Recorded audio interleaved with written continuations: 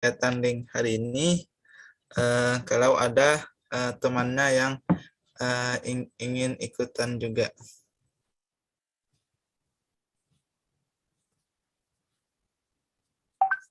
Sebelum dimulai, kami mohon kepada Bapak Ibu semuanya untuk menonaktifkan atau memute suaranya agar memperlancar kegiatan pada hari ini. Untuk ini dipersilakan kepada Ibu Nur Zakiyah untuk memandu acaranya. Kepada Ibu Nur Zakiyah dipersilakan. Assalamualaikum warahmatullahi wabarakatuh. Selamat siang dan salam sejahtera untuk kita semua. Perkenalkan, saya Nur Zakiyah akan memandu kegiatan Diklat Pendidikan Nasional pada hari ini.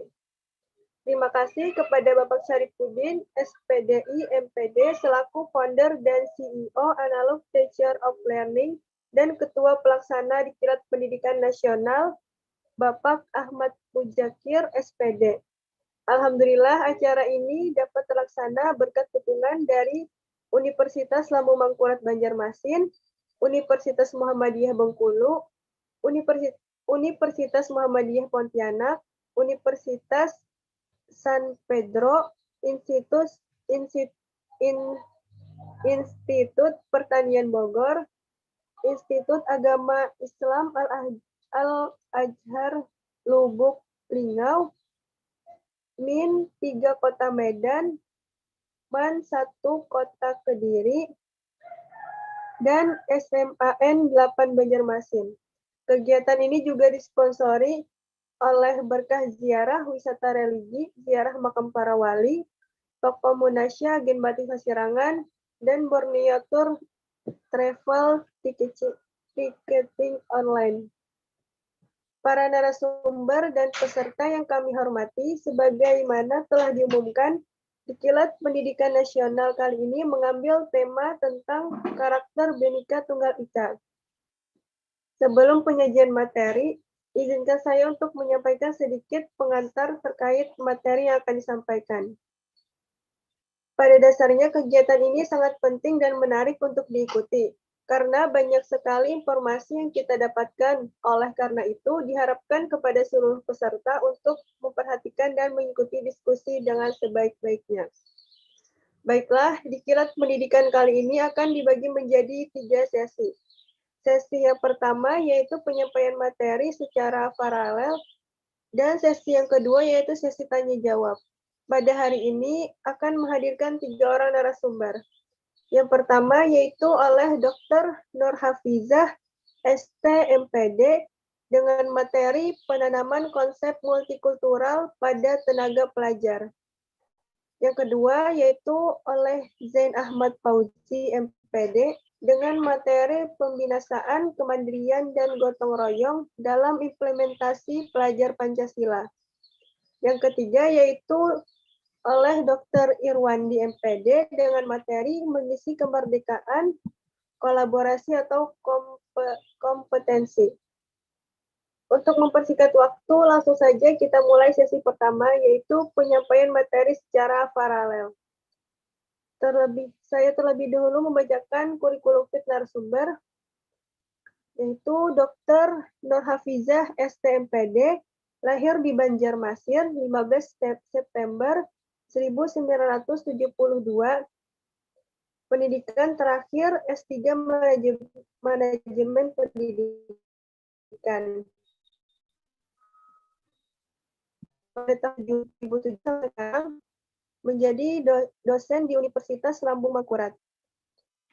Pada tahun 2021, penelitian tentang workshop pendalaman konsep dan merancang model pembelajaran informatif berbasis keterampilan berpikir tingkat tinggi bagi guru SD Kabupaten Hulu Sungai Selatan, dan masih banyak lagi tentunya. Demikian fit dari Dr. Nur Hafizah, STMPD. Kepada Ibu Nur Hafizah, dipersilahkan untuk menyampaikan materinya.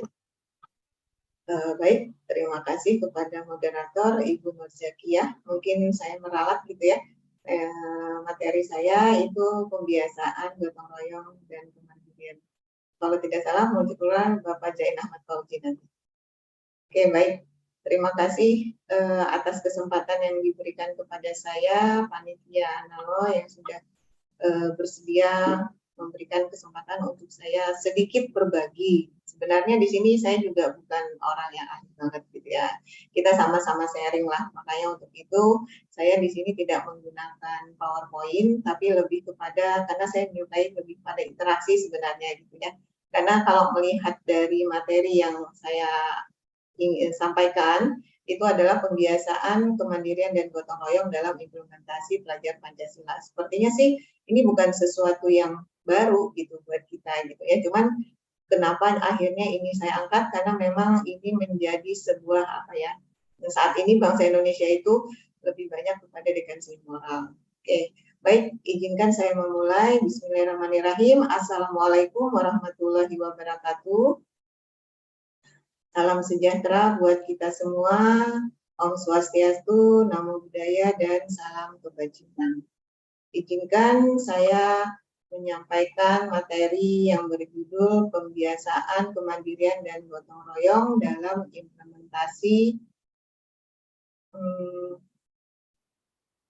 implementasi pelajar Pancasila.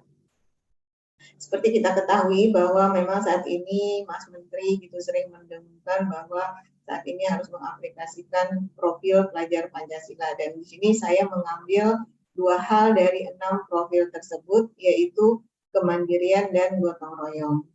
Mengapa hal ini saya angkat?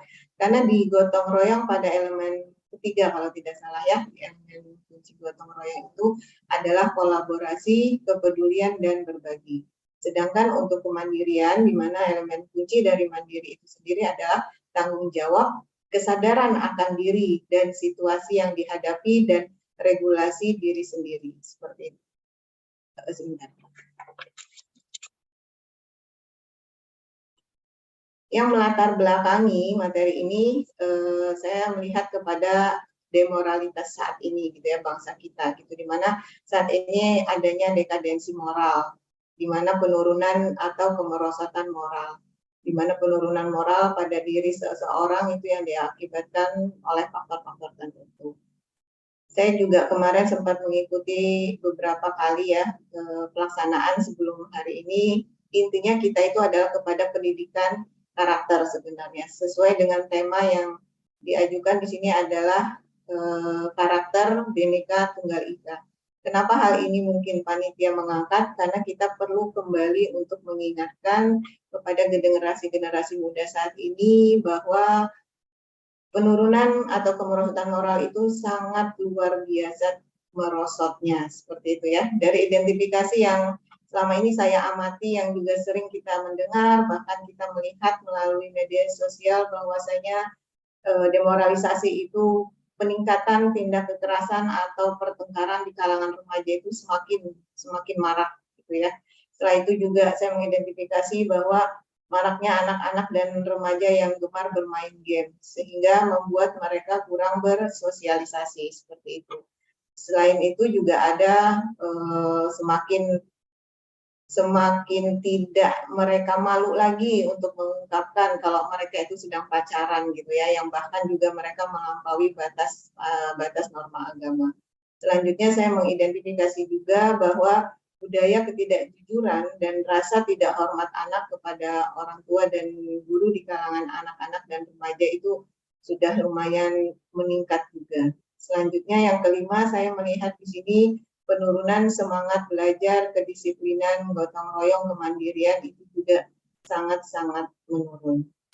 Yang berikutnya lagi, saya mengidentifikasi juga dan mengamati, walaupun ini masih akan saya lakukan penelitian selanjutnya gitu. Jadi mungkin nanti ke depan ini akan menjadi sebuah penelitian saya. Menurunnya rasa tanggung jawab anak-anak dan remaja gitu ya, baik terhadap diri mereka sendiri, keluarga, lingkungan masyarakat, maupun kepada bangsa akhirnya gitu.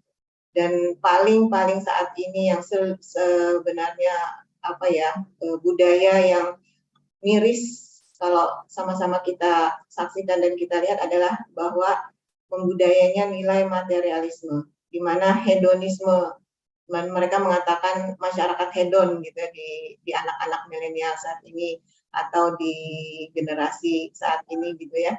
Mereka sangat mengidolakan atau mengagungkan materialisme ini, penuh dengan apa kata orang tuh flexing seperti itu ya.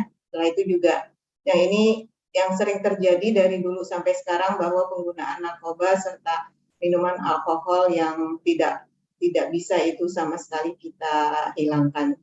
Tapi setidaknya kita di sini sebagai pendidik, karena ini acara di kelas pendidikan seperti itu ya, sehingga kita tetap melihat kepada pendidikan, di mana pendidikan anak itu merupakan pendidikan yang paling mendasar untuk membentuk anak-anak bangsa yang mana nanti mampu menjadikan mereka berkembang sebagai sumber daya manusia seutuhnya. Karena pada dasarnya pendidikan itu merupakan aktivitas membimbing, mengarahkan gitu ya kepada kekuatan kodrat yang seharusnya dimiliki oleh seorang anak manusia.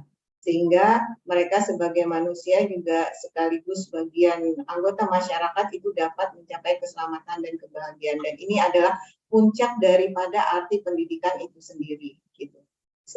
Kita sebagai orang dewasa itu wajib untuk membimbing dan mengarahkan mereka sehingga kodrat ini terarah dan menuju kepada sebuah tujuan, yaitu mencapai keselamatan dan kebahagiaan.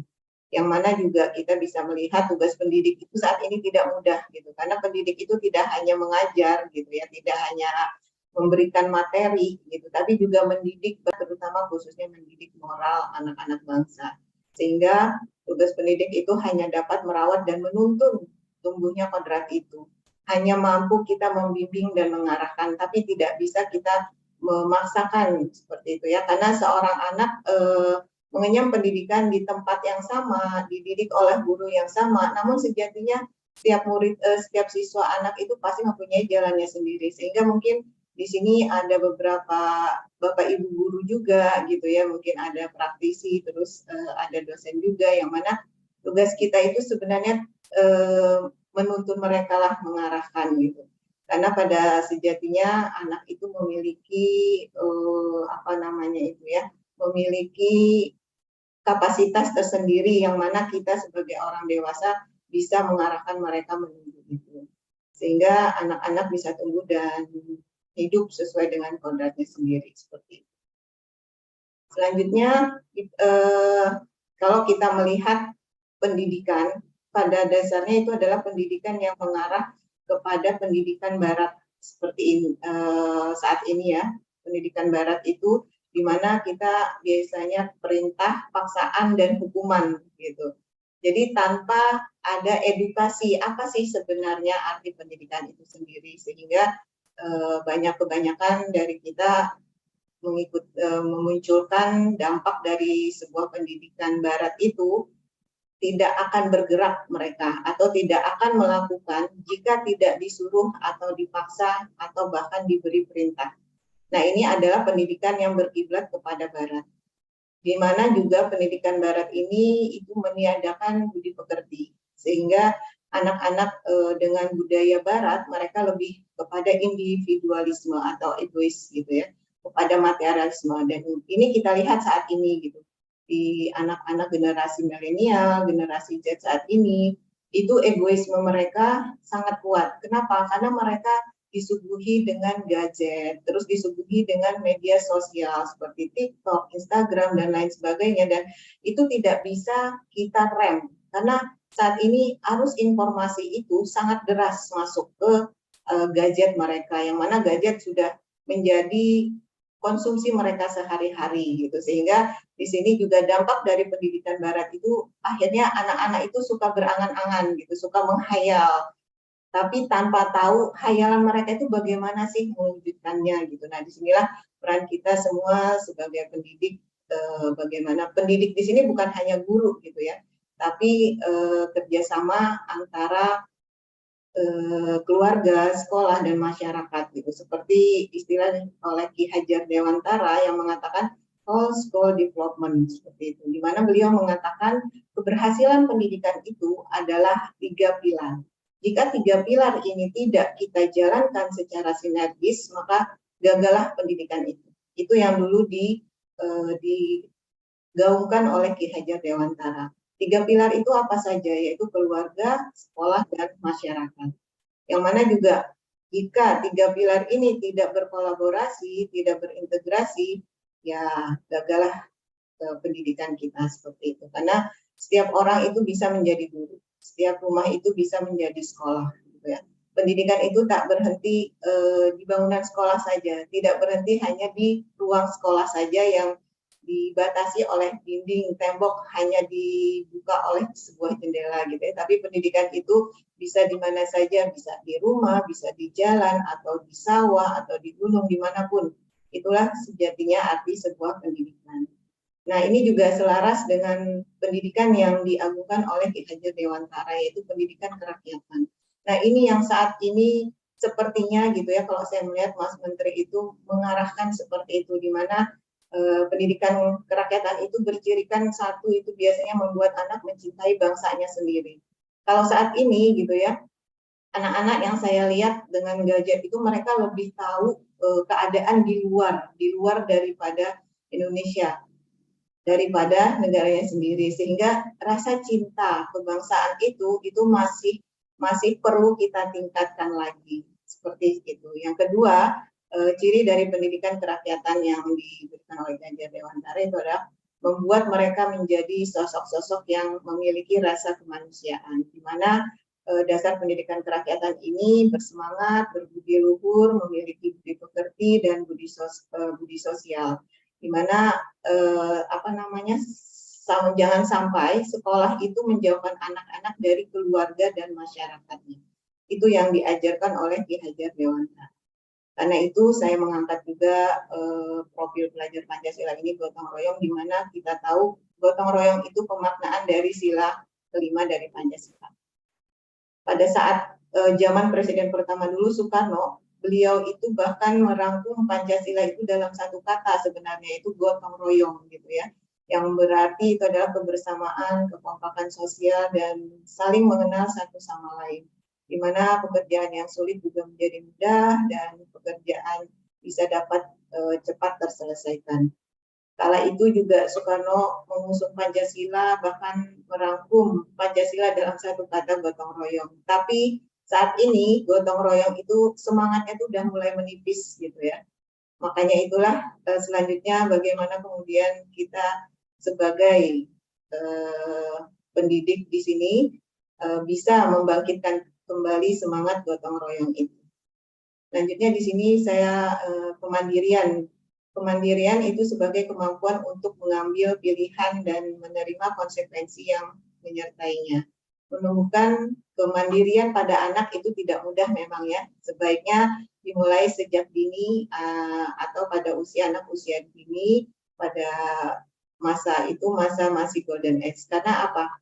Karena pembiasaan itu, kodrat dari strategi pendidikan itu dimulai dari masa kanak-kanak. Memberi contoh dan pembiasaan itu adanya di usia 1-7 tahun. Pada saat usia pertumbuhan jiwa dan pikiran itu usia 7-14 tahun, itu baru kita bisa mengajarkan mereka. Nah, disinilah tadi pendidikan barat itu mungkin mulai bisa diaplikasikan, di mana kita meminta mereka, bahkan dalam artian bisa memaksa mereka, dan akhirnya kita bisa memberi hukuman jika mereka tidak melaksanakan.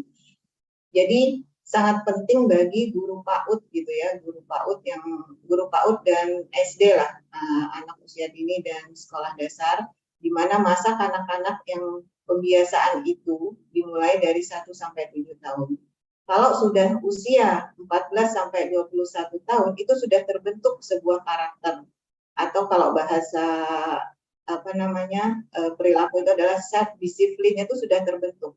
Sehingga jika kita mulai dari usia 14-21 tahun, itu boleh dikatakan sedikit terlambat.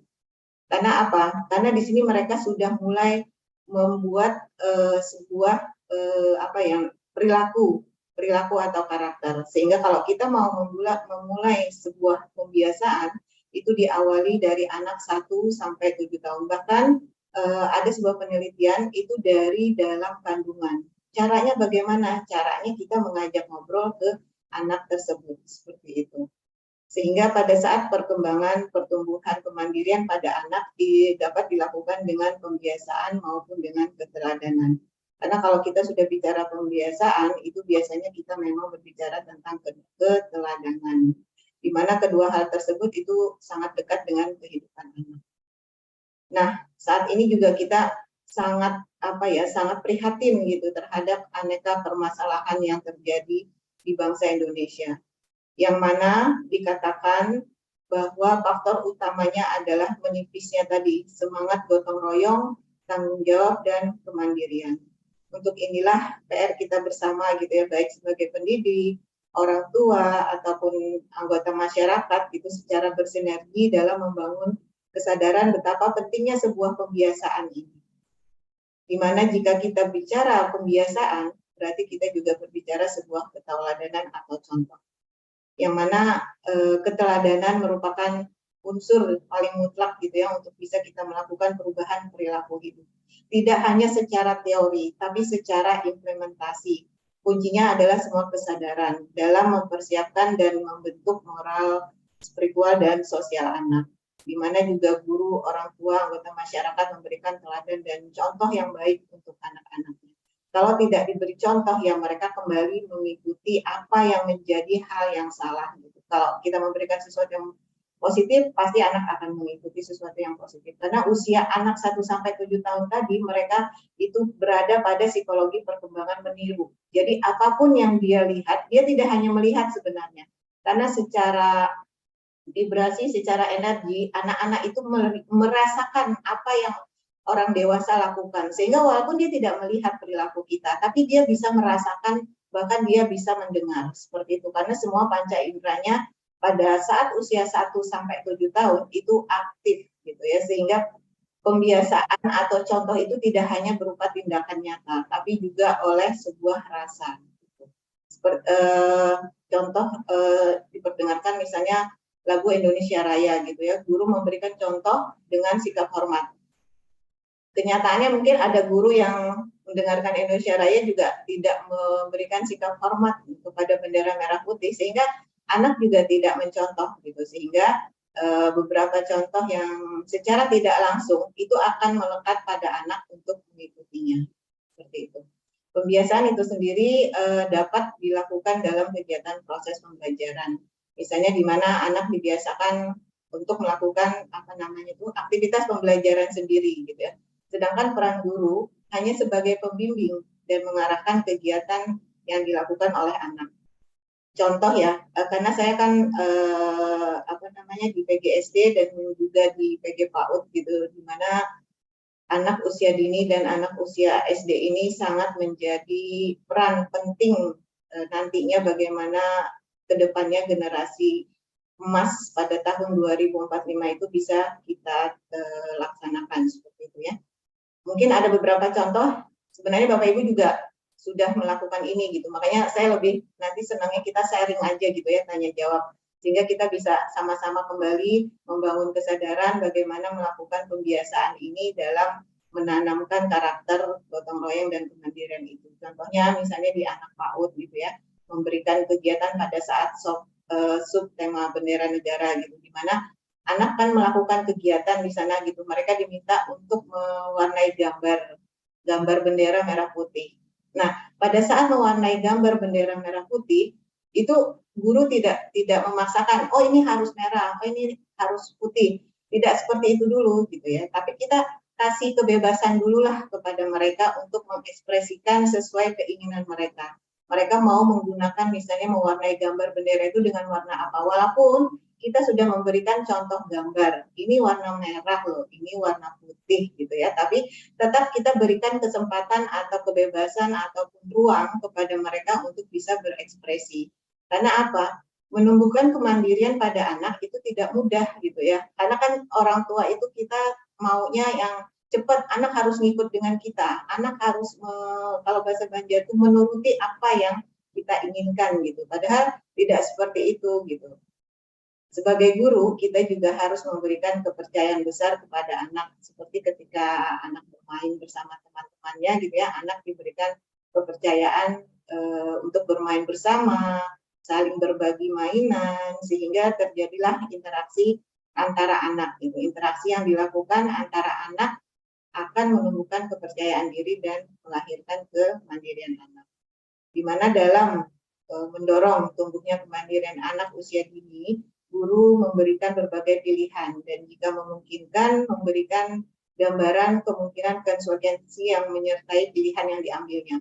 Walaupun mungkin kita menganggap anak usia TK itu, oh dia belum ngerti kok apa yang kita maksud, kita salah gitu. Karena pada saat usia 1 sampai 7, semua indera panca indera mereka aktif. Aktif dalam arti semua bisa merasakan apa yang sedang terjadi di luar. Walaupun mereka sambil asik bermain, itu pendengaran mereka jalan. Walaupun mereka tidak melihat apa yang kita lakukan, tapi pendengaran mereka, rasa mereka, itu semua nangkep apa yang terjadi di lingkungan. Sehingga kadang guru lupa gitu. Misalnya nih, contoh guru merupi gitu ya, ngomongin orang lain dengan asumsi bahwa anak tidak tahu apa yang diomongin. Itu salah sama sekali. Sebenarnya anak tahu persis apa yang terjadi di lingkungan itu. Makanya kita lebih hati-hati sebagai guru PAUD dan guru SD seperti itu ya. Nah, di mana dalam kita memberikan konteks prasekolah ini, keputusan secara mandiri dan belajar ditimbulkan yang diambil anak itu akhirnya misalnya salah, yang mereka sendiri tahu, oh ini ternyata salah. Seperti tadi memberikan contoh menggambar bendera. Oh ternyata bendera Indonesia warnanya tidak seperti itu. Nah sedangkan misalnya untuk di SD itu bisa kita memberikan bentuk kegiatan seperti piket kelas gitu ya, memberikan tanggung jawab ke anak-anak juga, terus kerja kelompok atau tugas kelompok, kerja bakti, gemar berinfak ataupun salat duha. Nah ini juga salah satu bentuk dari gotong royong dan pembiasaan kemandirian. Namun biasanya ya anak-anak itu sering lupa apa yang harus mereka kerjakan. Nah, disinilah fungsi dan kerjasama yang 3 pilar oleh Ki Hajar Dewantara itu, orang tua, sekolah, dan masyarakat. Terkadang orang tua itu hanya apa istilahnya itu seperti laundry gitu. Anak dititipkan di sekolah dengan harapan anak itu bisa baik nantinya pulang ke rumah gitu. Iya, betul, anak baik di sekolah. Tapi begitu pulang, orang tua tidak secara sinergi, tidak secara berkesinambungan, apa yang telah dilakukan di sekolah, di rumah tidak dilakukan oleh orang tua. Ya akhirnya kembali lagi, anak menjadi anak yang bingung gitu. Di sekolah dia harus baik, tapi di rumah orang tuanya tidak memberikan contoh. Nah, disinilah peran serta orang tua juga masyarakat dalam membangun kepercayaan diri anak, kemandirian, dan gotong royong anak. Yaitu kerjasama antar pihak dalam mengembangkan pembiasaan pada anak sehingga terbentuklah karakter, khususnya sini gotong royong dan kemandirian. Nah mungkin ini di akhir pemaparan saya ini izinkan saya mengutip ungkapan dari Bapak Pendidikan kita yang memang beliau menjadi inspirasi saya dan tokoh yang sangat saya kagumi, di mana beliau tidak pernah memberikan pendidikan itu yang berkiblat ke barat. Karena apa? Kata beliau, kalau suatu ketika ada orang meminta pendapatmu, apakah Ki Hajar itu seorang nasionalis, radikalis, sosialis, demokrat, humanis, ataukah tradisionalis? Maka katakanlah bahwa aku hanyalah orang Indonesia biasa saja yang bekerja untuk bangsa Indonesia dengan cara Indonesia. Nah, ini sangat apa buat saya itu sangat berarti gitu, bahwa jika kita kembali kepada pendidikan kerakyatan yang telah beliau dengungkan saat itu gitu ya. Dan ungkapan ini tuh beliau sampaikan sebelum beliau meninggal pada tahun 1959. Dan ini akhirnya selalu membawa saya untuk kembali mengingatkan kepada mahasiswa bahwa boleh kita pemikiran dengan global gitu, tapi tetap rasa kita adalah rasa nasionalis seperti itu. Mungkin demikian pemaparan yang bisa saya sampaikan. Mohon maaf jika ada kekurangan. Saya akhiri. Wassalamualaikum warahmatullahi wabarakatuh. Waalaikumsalam warahmatullahi wabarakatuh. Demikian penyampaian materi oleh Ibu Nur Hafizah yang telah menyampaikan materinya yang sangat luar biasa. Selanjutnya, pemateri yang kedua yaitu oleh Bapak Zain Ahmad Fauzi yang lahir di Banjarmasin tanggal 20 Mei 1994, pendidikan S2 Dasar Universitas Negeri Malang pada tahun 2018. Demikian fit kurikulum Bapak Zain Ahmad Fauzi, MPD. Kepada Bapak dipersilahkan.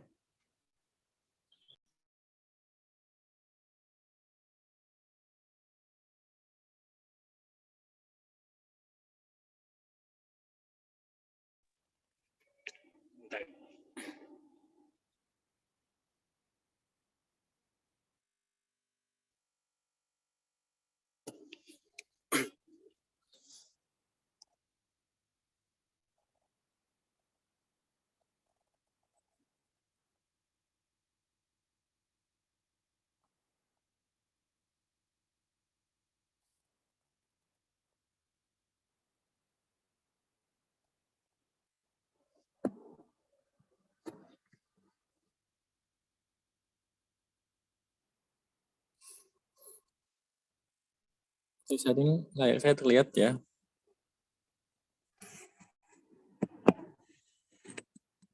Assalamualaikum warahmatullahi wabarakatuh.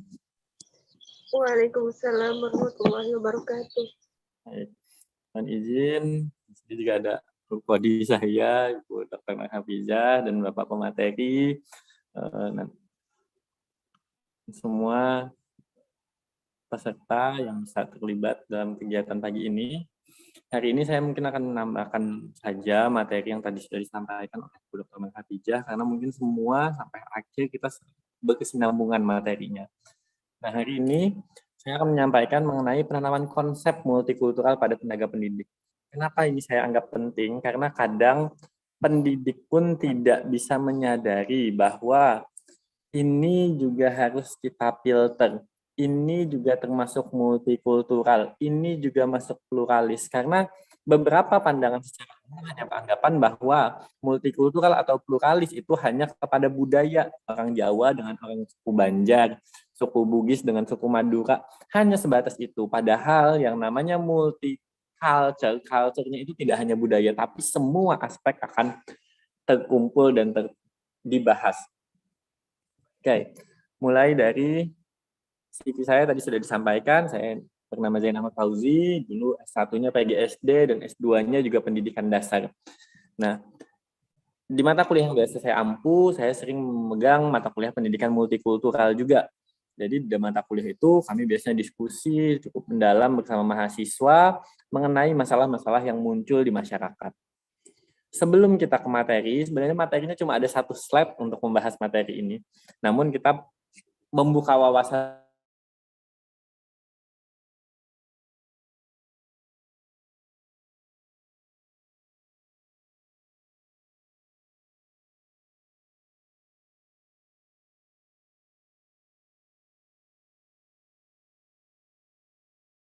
penduduk Indonesia yang tersebar di dunia. Kalau dipresentasikan, maka kira-kira sekitar 3,5% penduduk dunia itu adalah orang Indonesia. Nah, dilihat dari data, okezone.com mengatakan bahwa penduduk Indonesia itu selain di negara Indonesia juga banyak tersebar di negara-negara lain. Misalkan di Malaysia sekitar 2,5 juta orang ada di sana, orang Indonesia. Di Arab Saudi sekitar 1,5 juta orang tinggal. Di Belanda, di Singapura, Taiwan, Hong Kong, dan negara-negara lainnya. Begitu banyak warga negara Indonesia yang tinggal dan beradaptasi di negara yang lain. Nah, sampai sini pun ketika kita bayangkan, yang namanya multikultural, ketika kita berangkat, kita yang harus menyesuaikan atau negara yang kita datangi harus menyesuaikan dengan diri kita. Tentunya kita secara pribadi yang harus menyesuaikan dengan tempat di mana kita berada. Kemudian biasanya Indonesia itu dicap sebagai negara dengan etnis atau suku terbanyak. Yang sebenarnya tidak karena masih ada yang terbanyak. Terbanyak itu adalah Papua Nugini dengan jumlah etnis sekitar 840. Dan Indonesia itu di urutan kedua. Sangat banyak juga sebenarnya etnisnya, 710. Dan ini tersebar di semua pulau, semua wilayah yang ada di Indonesia. Nah, yang perlu kita pahami dengan banyaknya budaya, etnis, suku, bahasa, sebenarnya perbedaan apa saja sih yang ada di Indonesia? Kita tahu di Indonesia itu mulai keberagaman wilayah dan lingkungannya, sukunya juga beragam, budaya beragam. Tapi tadi ya, multikultural tidak hanya sebatas suku atau budaya. Keragaman agama juga muncul di negara kita. Keragaman ras, bahasa, masalah fisik dan warna kulit, profesi, ekonomi dan sosial. Ini juga penting disoroti. Kenapa? Karena kalau kita hanya membahas masalah budaya, perbedaan budaya saja yang bisa menjadi masalah, atau perbedaan budaya saja yang hanya bisa kita satukan di pemahaman atau di konsep multikultural, maka bagaimana dengan masalah-masalah di aspek-aspek yang lain? Karena dari data yang saya ambil, ini berdasarkan penelitian, bahwa kekerasan fisik ataupun psikis itu bisa muncul dari beragam hal. Mulai dari perbedaan fisik, lagi di sekolah, anak-anak kadang-kadang melihat fisik temannya kurang bagus, jadi olok-olokan. Fisikisnya ada yang kadang cerdas, ada yang kurang cerdas, dan ini berefek kepada 68 orang dari 110 atau 62% itu pernah mengalami kekerasan fisik. 57% diantaranya mengalami kekerasan psikis. Kekerasan seksual, ini juga kadang karena dia perempuan atau karena dia laki-laki, tapi psikisnya berbeda dari teman-temannya. Ini ternyata jadi bahan untuk menyakiti hati orang lain, menyakiti fisik orang lain. Ekonomi juga begitu. Kalau kita hanya menyoroti yang namanya multikultural, penyatuan budaya itu hanya di kasus budayanya saja, sukunya saja, sebenarnya masalah itu hanya ada 25%. Tapi yang perlu kita perbaiki adalah memahami bahwa perbedaan fisik itu tidak jadi masalah, perbedaan fisikis itu tidak jadi masalah, supaya rasa pluralis itu betul-betul muncul. Rasa saling memiliki, kebersamaan. Jadi di data ini sebenarnya yang masalah budaya, kalau kita ingin menjadikan negara Indonesia sebagai negara multicultural, jangan hanya menyoroti menyatukan budaya saja, tapi menyatukan pemahaman bahwa perbedaan apapun itu harus disatukan. Nah, kasus-kasus di sekolah yang dulu mungkin pada tahun 2014 pernah terdapat aturan tidak mengenakan jilbab di SMPN. Jadi semua siswa diwajibkan tidak menggunakan jilbab karena dia di Bali misal, atau mayoritasnya non-muslim di sana. Ya tidak bisa karena ada perbedaan hal-hal kepercayaan. Misal dulu pernah juga ada di SMA 8 Yogyakarta mewajibkan siswa kelas 10 ikut kemah pramuka di perayaan Hari Paskah. Padahal di SMA itu ada banyak agama.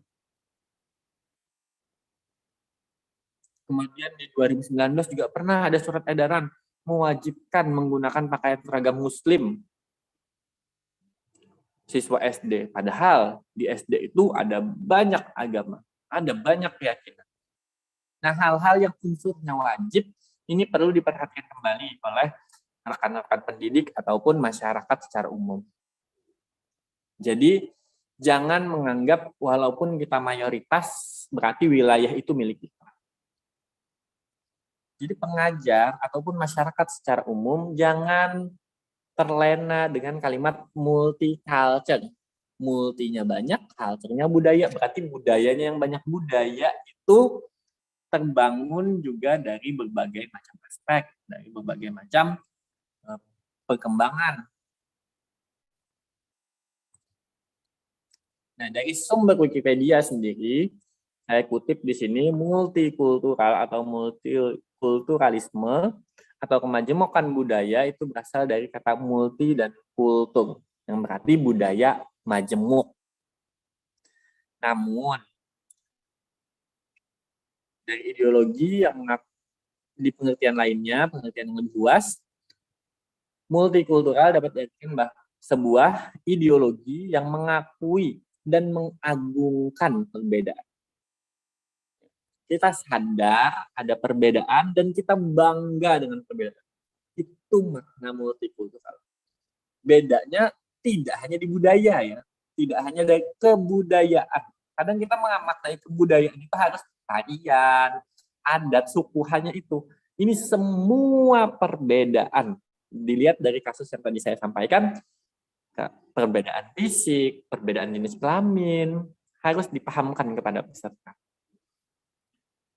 Kemudian maksud lain adalah perbedaan yang dimaksud itu adalah perbedaan individu dengan individu lain atau perbedaan nilai-nilai yang seperti sistem, budaya, agama, kebiasaan, hingga politik. Nah, jadi dari pengertian ini kita harusnya lebih legowo untuk memaknai perbedaan itu sendiri, khususnya di negara kita tercinta. Nah, ini yang juga perlu kita kenal. Jenis-jenis masyarakat multikultural. Sebenarnya ada 5. Yang kelima ini pun capaiannya adalah menginginkan kemajuan itu tidak memandang satu unsur saja. Mulai dari multikultural isolasionis. Ini adalah kelompok masyarakat multikultural yang menjalani kehidupan secara otonom. Jadi mereka mengatur sendiri apa saja peraturan-peraturannya, bagaimana pengelolaannya, dengan interaksi antar kelompok seminimal mungkin. Jadi mereka memang mempunyai mayoritas, namun sesedikit-sedikitnya mereka membangun komunikasi tetap dilaksanakan. Nah, ini bagusnya. Tapi tidak terlalu banyak, ya. Tidak terlalu intens. Tapi mereka tetap menghargai semua yang berbeda di kumpulan masyarakat itu. Kemudian yang kedua ada multikultural akomodatif. Ini adalah multikultural atau merupakan jenis masyarakat yang mempunyai kultur dominan yang membuat penyesuaian tertentu untuk kaum minoritas. Jadi masyarakat ini memberi kebebasan kepada kaum minoritas untuk mempertahankan apa yang menjadi kebudayaan mereka. Dari sini ada peningkatan dari multikultur isolasionis yang memang mereka lebih mengutamakan dirinya tapi tetap menghargai kelompok lain.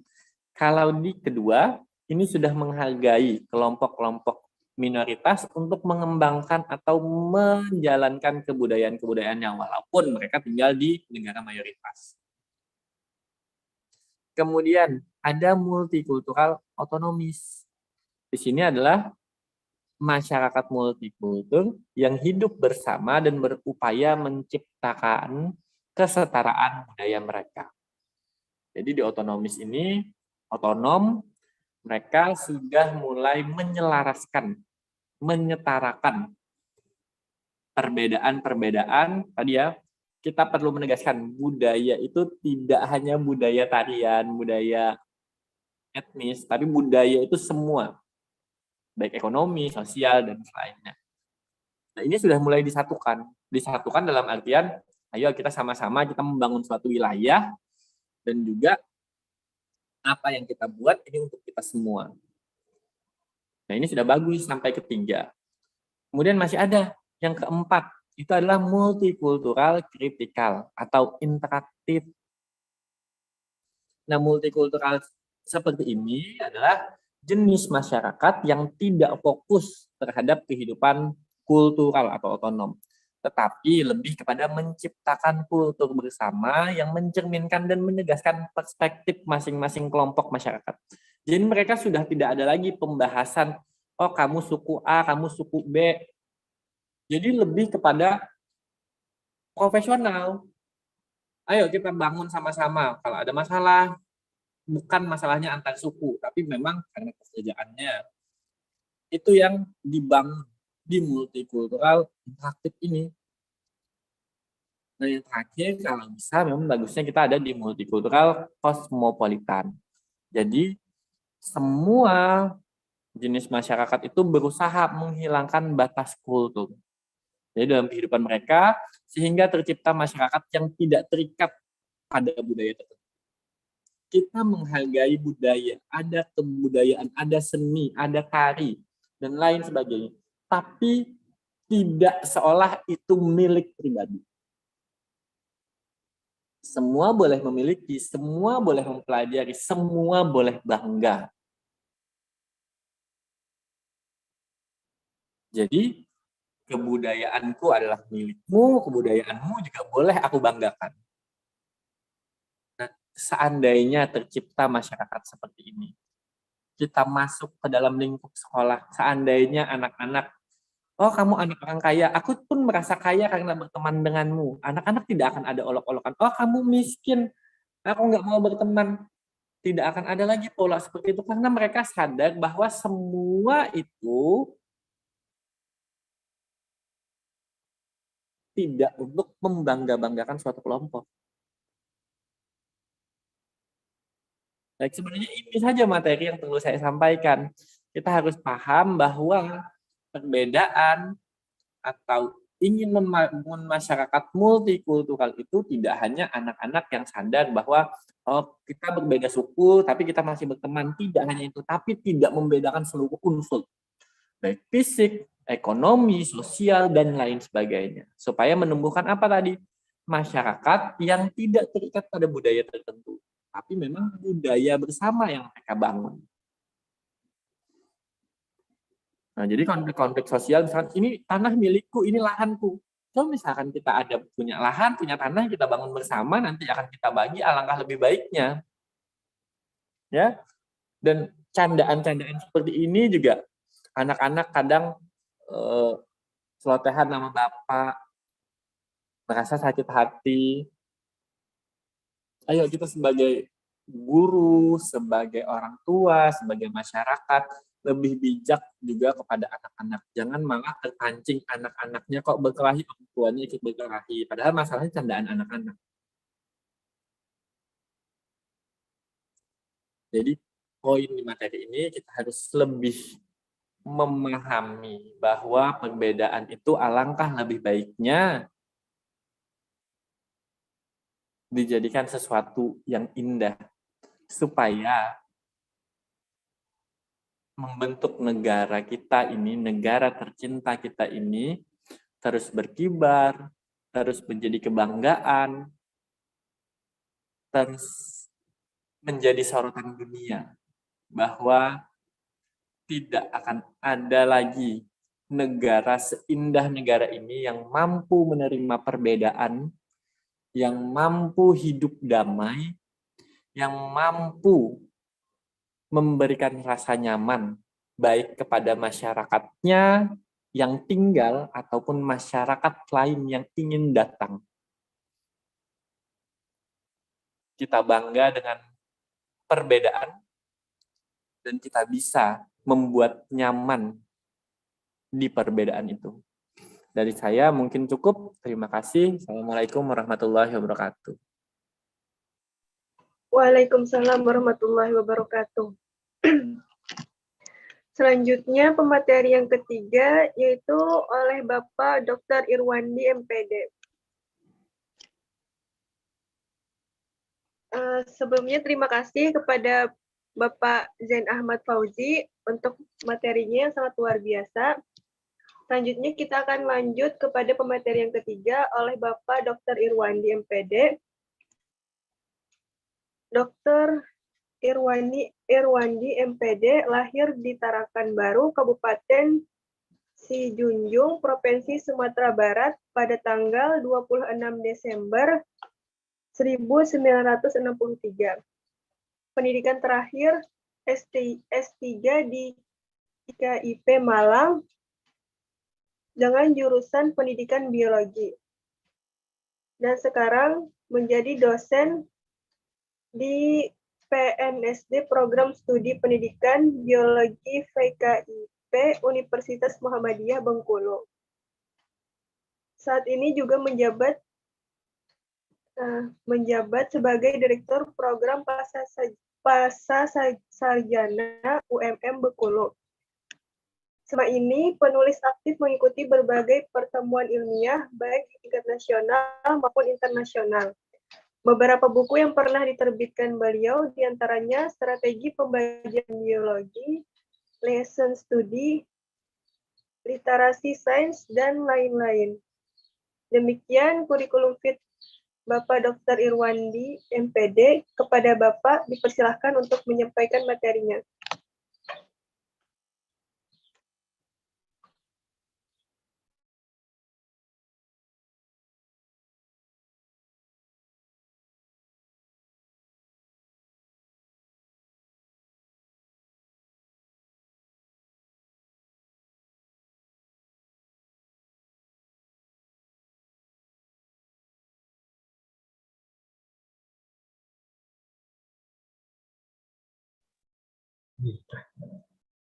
Assalamualaikum warahmatullahi wabarakatuh. Waalaikumsalam. Warahmatullahi wabarakatuh. Adapun terima kasih yang kami hormati Pak Muzakir sebagai panitia. Alhamdulillah hari ini saya bisa presentasi dalam rangka Diklat Pendidikan Nasional dalam rangka penerapan Bhinneka Tunggal Ika, karakter Bhinneka Tunggal Ika. Adapun judul kami adalah mengisi kemerdekaan, kolaborasi atau kompetisi. Mengapa saya mengambil tema ini? Kita lihat dari sejarah kemerdekaan itu sendiri, bahwa untuk merebut kemerdekaan itu sejarahnya yang sangat panjang sekali, ratusan tahun lamanya, dapat pengorbanan di sana, pengorbanan apakah harta, benda, bahkan nyawa. Beratus-ratus tahun, hampir 350 tahun kita dijajah. Penjajah sangat tertarik sekali dengan negara Indonesia ini, karena Indonesia ini sumber daya alamnya sangat unggul, negara subur dan makmur. Maka penjajah bagaimanapun caranya dia akan memberikan strategi supaya dia bisa menguasai Indonesia. Salah satu yang kita kenal dalam waktu sejarah itu adalah divide et impera. Mereka memecah belah, mengadu domba bangsa kita. Kelompok-kelompok besar, buatnya kelompok-kelompok kecil, sehingga mereka gampang untuk diadu-adu antara satu kelompok dan kelompok lain. Kemudian terjadi monopoli semua aspek, sumber daya alam dimonopoli, perdagangan, komunikasi, ekonomi, dan semuanya mereka monopoli. Jadi penjajah sangat tertarik sekali dengan Indonesia. Barangkali sampai sekarang masih ada ketertarikan seperti itu. Kalau kita lihat dari kondisi ini, dari Pusat Statistik tahun 2020, penduduk kita itu sebanyak 270,2 juta jiwa. Nah, 70,72% itu usia produktif. Jadi 70% lebih itu usia produktif umur 15 sampai 64 tahun. Ini kalau tidak hati-hati Ini lapangan kerja kalau tidak ada, maka ini akan menimbulkan masalah yang sangat rumit sekali. Pengangguran yang sangat banyak sekali. Kemudian yang kedua, partai politik sampai saat ini yang terdaftar itu 42 buah partai politik di KPU sampai bulan Mei sampai Juli 2022 ini. Jadi alangkah banyaknya kelompok-kelompok kita partai politik di Indonesia ini. 42 buah. Belum lagi tantangan saat ini masa pandemi Covid, revolusi industri, kemudian era disrupsi, perubahan secara masif, kacau, serta pengaruh budaya lainnya menyebabkan mengisi kemerdekaan ini semakin bertambah sulit. Apalagi abad 21 ini abad semuanya era digital. Jadi konvensional menjadi era digital. Membuat perilaku budaya kita menjadi limbung, ragu, tidak percaya diri terhadap perubahannya yang begitu sangat cepat ini. Jadi dengan adanya era digital semua ini, maka mereka juga akan limbung, akan ragu, tidak percaya diri terhadap perubahan itu. Nah, dengan kondisi seperti ini, bagaimana sebaiknya mengisi kemerdekaan itu? Saya menawarkan itu berkolaborasi atau berkompetisi. Nah, kita lihat kompetisi. Kompetisi itu memperlihatkan keunggulan masing-masing individu. Jadi kalau orang berkompetisi, dia pasti akan melihatkan keunggulannya. Mana dia lebih unggul, kemampuan apa yang lebih unggul. Maka orang berkompetisi pasti dia seperti itu. Sebenarnya hidup ini memang berkompetisi. Tidak ada hidup tanpa kompetisi. Kalau tidak berkompetisi ya matilah dia. Mulai dari lahir sampai dia besar mesti berkompetisi. Kompetisi itu di semua aspek dalam kehidupan kita. Kalau kita di bidang pendidikan juga berkompetisi, mulai dari mencari sekolah saja sudah berkompetisi. Mencari sekolah unggul berkompetisi. Dengan tes atau dengan yang lain. Di dunia kerja juga berkompetisi. Lapangan kerja akan berkompetisi tentang keterampilan yang akan diterima. Tuntutan dunia kerja itu berkompetisi semuanya. Kompetisi itu kalau secara positif manfaatnya, si individu itu bisa mengeluarkan potensi dari dalam dirinya karena dia mengeluarkan keunggulannya. Tapi kompetisi itu juga mengakibatkan dampak negatif. Salah satunya suzon, salah sangka, bersangka buruk kepada orang lain. Orang lain unggul, jangan-jangan, nah itulah suzon itu. Jadi asal ada orang yang unggul dari kita, maka akan ada muncul kira-kira seperti itu, bersangka buruk itu. Orang unggul di bidang kekayaannya juga begitu, di bidang pendidikannya juga begitu. Mungkin, jadi ada prasangka kalau dia kompetisi itu muncul. Kemudian yang kedua, kalau orang berkompetisi, dia menciptakan jarak yang jauh antar manusia itu. Jadi selama ini jaraknya mereka lebih dekat, karena dia berkompetisi, maka menciptakan jarak yang begitu jauh dengan mereka. Padahal mereka sebenarnya dalam satu kelompok. Apalagi dalam partai. Sedikit saja berbeda, maka mereka tidak mampu dalam kelompoknya. Kemudian yang ketiga, keharmonisan antar manusia itu rusak. Dengan adanya kompetisi, keharmonisan antar manusia menjadi lebih rusak. Jadi kompetisi Bisa menciptakan positif, juga bisa negatif. Misalnya, sekarang kalau kita lihat dari tenaga asing yang ada di Indonesia, itu menurut data Mei 2022, itu sebanyak 109,5 ribu orang tenaga asing di Indonesia. Itu yang tercatat di Kementerian Tenaga Kerja. Mereka unggul keterampilannya dibandingkan dengan kita. Kalau seperti itu, apa kita bisa berkompetisi? Nah, kolaborasi. Kolaborasi itu adalah interaksi sosial. Adanya aktivitas tertentu untuk mencapai tujuan bersama yang saling membantu. Jadi kolaborasi adalah suatu aktivitas bersama untuk mencapai tujuan bersama.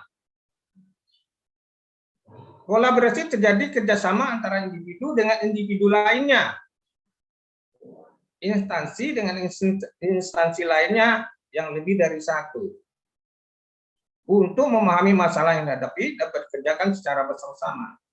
Jadi kolaborasi bisa saja antara individu dengan individu lain, juga antara satu lembaga dengan lembaga lainnya. Jadi intinya kolaborasi, kerjasama, saling membantu menyelesaikan masalah. Apa saja komponen yang harus ada di dalam kolaborasi? Itu ada 6 prinsip dalam kolaborasi. Pertama, harus ada admin, personal yang terlibat. Jadi harus ada orang yang terlibat di dalam kolaborasi. Money, harus ada dana operasional yang diperlukan untuk berkolaborasi. Kemudian metode, cara yang digunakan untuk berkolaborasi. Kemudian material, bahan-bahan yang diperlukan untuk kerjasama, baik software-nya. Kemudian ada mesin, peralatan yang digunakan. Kemudian ada market. Tapi di sini market di sini bukan pasar, tapi adalah sasaran atau objek yang akan diselesaikan secara berkolaborasi. Mengapa itu penting berkolaborasi? Yang pertama, kita tidak akan bisa melakukan semuanya sendiri. Kita lihat mulai dari kita lahir sampai kita meninggal tidak bisa sendiri. Kemudian yang kedua, kita harus membangun jaringan networking. Kita tidak akan bisa maju kalau kita sendirian, itu sudah pasti. Kemudian dapat menginspirasi dan memberikan pelajaran. Dengan berkolaborasi, kita memperoleh inspirasi, memperoleh pelajaran dari yang lainnya. Kemudian memberikan perubahan positif kalau kita berkolaborasi. Kemudian mampu memecahkan masalah, kemudian membuat inovasi, dan berkolaborasi itu bisa menyenangkan. Kemudian apa manfaatnya kita berkolaborasi? Pertama, kalau kita berkolaborasi, yang sangat penting itu membantu menyelesaikan masalah. Karena dengan kolaborasi melibatkan orang-orang dengan ahli tertentu. Dengan adanya ahli, maka masalah bisa teratasi dengan tuntas. Jadi intinya berkolaborasi ada kumpulan daripada ahli-ahli, orang-orang yang ahli dalam bidang tertentu. Kemudian yang kedua, kita mampu mengetahui dan menganalisis potensi diri. Dengan berkolaborasi dapat melihat kelemahan dan keunggulan kita dibandingkan teman lainnya. Kalau kita tidak berkolaborasi, kita tidak kelihatan kelemahan kita dan juga tidak kelihatan keunggulan kita. Kemudian saling berbagi ilmu, dengan adanya berkolaborasi, maka kita bisa berbagi ilmu dari masing-masing anggota kolaborasi. Kemudian yang terakhir, meningkatkan efisiensi pekerjaan. Dengan bekerja sama, berkolaborasi, maka pekerjaan yang berat bisa menjadi ringan. Bisa dari waktu, tenaga, dan dana yang dikerjakan. Jadi itulah konsep kompetisi dan kolaborasi. Kemudian sebaik-baik manusia adalah orang yang paling baik bermanfaat bagi orang lainnya. Jadi di sini kolaborasi itu sesuai dengan pernyataan terakhir ini bahwa kita bermanfaat untuk orang lain. Tapi kalau kita berkompetisi seperti tadi, ada jarak yang jauh antara manusia dengan manusia lain. Nah, terserah kita, apakah kita harus berkompetisi atau berkolaborasi, atau keduanya. Mungkin ini yang akan kita diskusikan. Demikian saja. Terima kasih. Banyak maaf. Wassalamualaikum warahmatullahi wabarakatuh. Terima kasih kepada Bapak Dr. Irwandi yang telah menyampaikan materinya yang sangat luar biasa. Demikian pemaparan materi yang telah dibawakan oleh ketiga pemateri hari ini. Dan selanjutnya akan membuka sesi tanya jawab. Selain itu, untuk link presentasi atau absensi telah dikirim melalui kolom chat Zoom atau kolom live chat pada YouTube. Baiklah, langsung saja kita mulai sesi tanya jawab. Dipersilakan kepada 3 atau 4 orang peserta yang ingin bertanya, dan yang ingin bertanya silakan hand raise atau angkat tangan. Selain itu, bisa juga bertanya melalui kolom chat Zoom dan live YouTube.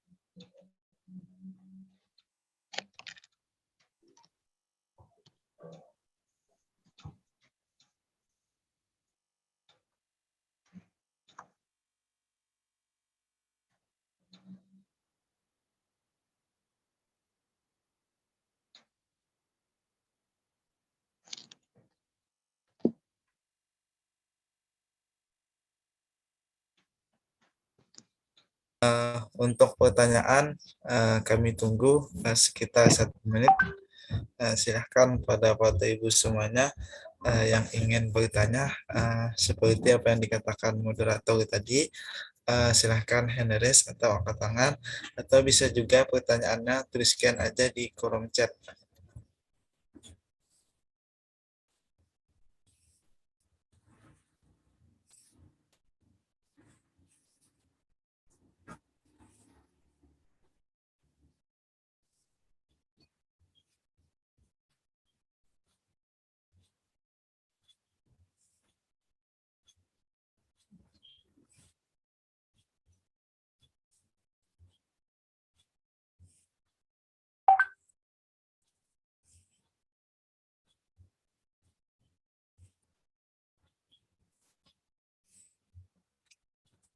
Kita hitung mundur sesuai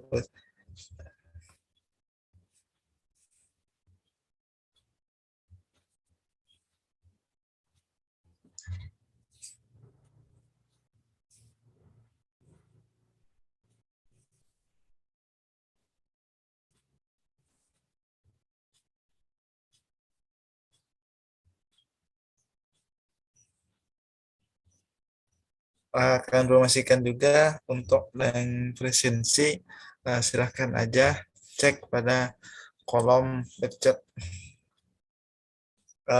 Kami tunggu kurang lebih 2 menit lagi. Silahkan kepada Bapak Ibu semuanya kalau ada yang ingin bertanya, kami tunggu.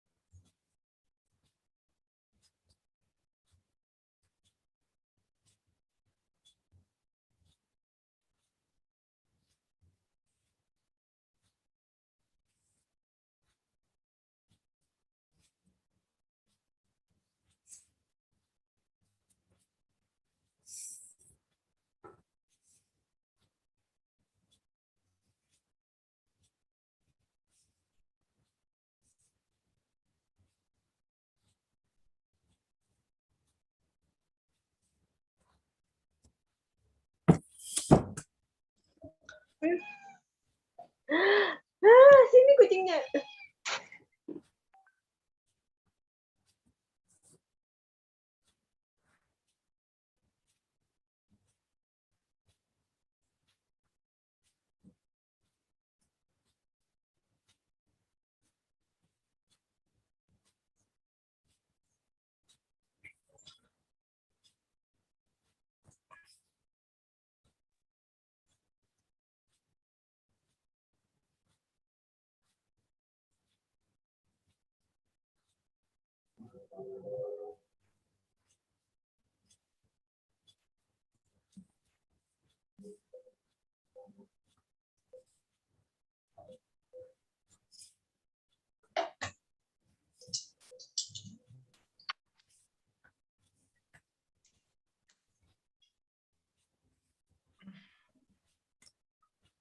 Ibu Nur Zakiyah,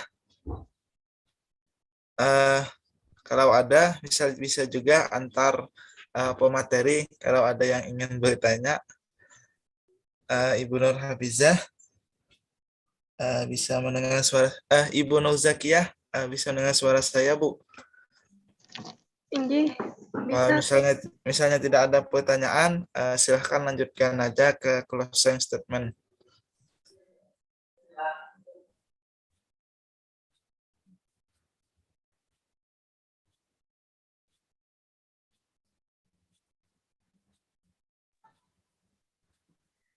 Baiklah, karena tidak ada yang bertanya, pada kegiatan hari ini kita cukupkan sampai di sini. Sebelumnya, dipersilahkan kepada ketiga narasumber untuk menyampaikan closing statement-nya. Terlebih dahulu dipersilahkan kepada Ibu Nur Hafizah untuk menyampaikan closing statement-nya. Baik, terima kasih kepada Ibu Nur Zakiyah. Closing statement saya tidak akan lebar.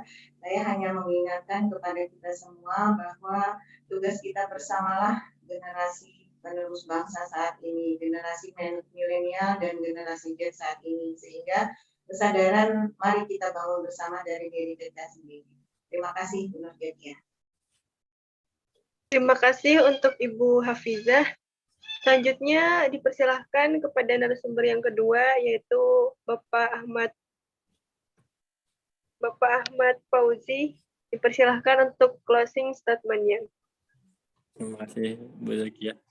Sebelumnya tadi saya juga menyimak materinya Pak Irwan, keren sekali, ya, sesuai dengan kondisi saat ini. Jadi terima kasih kepada para pemateri. Juga saya di sini mungkin sambil belajar materi dari Bu Nur Hafizah, Pak Irwan. Semoga juga kita, khususnya saya pribadi mungkin mewakili generasi muda, bisa memberikan perubahan, kalaupun tidak banyak, setidaknya sedikit. Yang penting kami tidak berdiam diri, insya Allah. Kita ingin Indonesia yang lebih maju, Indonesia yang bisa menerima perbedaan. Dalam artian perbedaan tadi tidak hanya beda di unsur budaya saja, tapi berbagai macam hal. Karena permasalahan-permasalahan seperti ini sering muncul yang disebabkan hanya kalimat menerima di mulut saja. Kadang beberapa wilayah mengatakan, kami ini wilayahnya multikultural, kami ini menerima kok dengan perbedaan. Tapi karena mayoritasnya, misal saja mayoritasnya Muslim, ada yang non-Muslim, mereka tidak mengganggu memang. Yang Muslim ini mereka tidak mengganggu, tapi tidak memberikan ruang. Nah, nilai-nilai seperti itu juga tidak memunculkan nilai multikultural. Yang namanya multikultural, masyarakat pluralis, kita memberikan ruang kepada orang dan memberikan kesempatan dan melibatkan. Jadi, kalaupun di sekolah nanti ya, ini kan penyampaiannya kepada guru juga, kalaupun di sekolah tidak ada perkelahian dari anak-anak, itu bukan nilai multikulturalnya.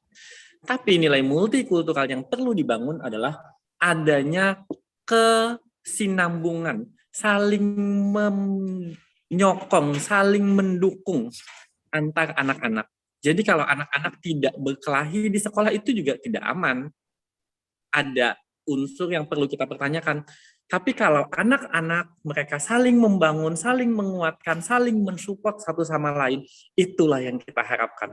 Untuk generasi ke depannya, mereka akan bangga memiliki teman yang pintar, akan bangga dan mendukung teman-teman yang masih belum pintar untuk mencapai hal yang sama.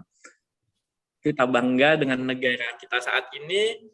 Kalaupun ada luka sedikit, mari kita obati bersama.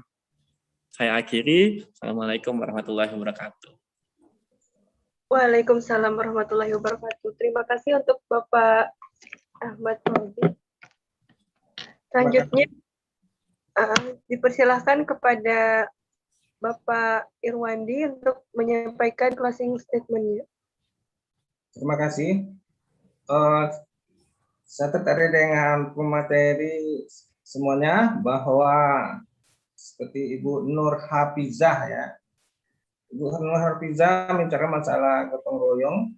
Pak Zain Ahmad Mauzi juga membicarakan masalah pendidikan multikultural. Nah, dengan ada seperti ini, saya sendiri membicarakan masalah kolaborasi atau kompetisi. Memang sekarang tidak bisa lagi kita sendiri-sendiri, berkompetisi sendiri-sendiri. Apalagi tadi Pak Zain mengatakan bangsa kita ini paling multikultural, paling banyak sekali. Nah, itu bisa ancaman, bisa unggulan untuk kita. Nah, kalau kita berkolaborasi, saya kira itu tidak menjadi ancaman. Nah, dulu-dulu juga kalau zaman penjajah kan itu yang dikotak-katinya. Karena kita berbeda-beda dengan yang lain, maka mereka mengadu-adunya. Nah, sekarang tidak ada zamannya lagi kayak kita harus berkolaborasi, bekerja sama. Memang kompetisi harus ada, tapi kolaborasi memang sangat penting kayaknya sekarang. Karena dengan melibatkan beberapa ahli dalam kolaborasi itu bisa mencapai tujuan kita untuk menyelesaikan masalah itu. Apalagi kata Ibu Nur Hafizah katanya harus gotong royong dari kecil. Jadi memang sekarang pembelajaran di sekolah itu harus kolaborasi juga. Saya sudah lama ngurus lesson study itu kolaborasi. Ini udah sejak tahun berapa. Tapi susah loh, kolaborasi dengan guru sama guru, dengan sewa, susah sekali. Nah, jadi sampai sekarang kita kan susah berkolaborasi. Contohnya aja partai politik udah berapa banyak yang kan bisa kolaborasi aja. Jadi barangkali saya secara pribadi sangat mengapresiasi pertemuan ini, sehingga kita bisa berbicara antara satu dengan yang lain, sharing ilmu, komunikasi juga, sehingga kita menambah wawasan kita. Mungkin saja saya mohon maaf. Wassalamualaikum warahmatullahi wabarakatuh. Waalaikumsalam warahmatullahi wabarakatuh.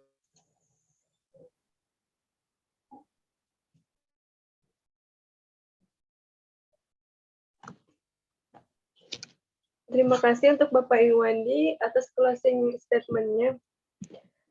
Baiklah, Bapak atau Ibu semuanya, untuk kegiatan hari ini kita cukupkan sampai di sini. Semoga apa yang kita dapat pada kegiatan hari ini dapat bermanfaat dan dapat diamalkan dalam kehidupan sehari-hari, serta diridhoi oleh Allah Subhanahu wa Ta'ala.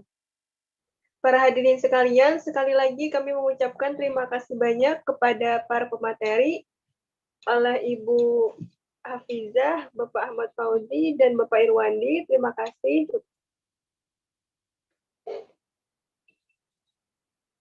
Dan untuk para peserta yang telah berpartisipasi pada kegiatan Diklat Pendidikan Nasional pada hari ini. Akhir kata, saya selaku moderator undur diri. Semoga kita dapat bertemu kembali dalam kegiatan Diklat Pendidikan Nasional selanjutnya. Kalau ada salah kata ataupun pelayanan kami yang kurang, mohon maaf yang sebesar-besarnya. waktu yang mempertemukan kita dan waktu juga yang memisahkan kita. Salam hangat dari kami, sampai jumpa. Wabillahi taufiq wal hidayah. Wassalamualaikum warahmatullahi wabarakatuh. Waalaikumsalam warahmatullahi wabarakatuh. Terima kasih. Ya Bu. Ya, Izin duluan ya Pak. Ya, Bu. Pak Irwandi, Pak Jain, dan Bapak Ibu semua. Terima kasih. Ya Bu, sama-sama.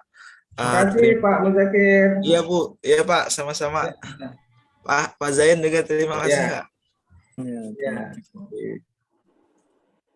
Baik, terima kasih kepada Ibu Nuza.